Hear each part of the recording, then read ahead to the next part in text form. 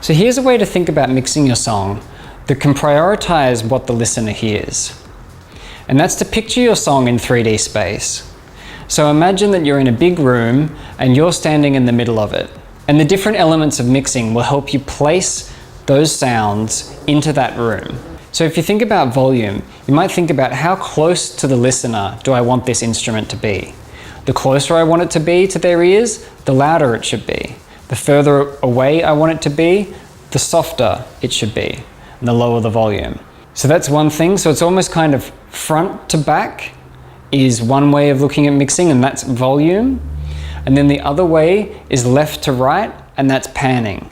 So if you think about this room again, this 3D space, you're putting your more important elements closer to the listener, and you're also then moving them right and left to prioritize in which ear that they're heard.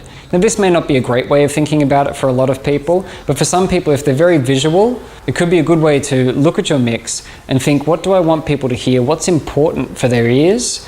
And that way you can kind of know, where do I put this mix relative to where their ears are? So if you picture that big room, where do I want this sitting? Do I want this sitting close to their ear, maybe slightly to the left, slightly to the right? Or do I want it sitting somewhere further back, further away? And just kind of thinking about that 3D space can help you really visualize your mix. So that's it for this tip. If you like it, subscribe, keep making music, and I'll see you next time. Beast mode.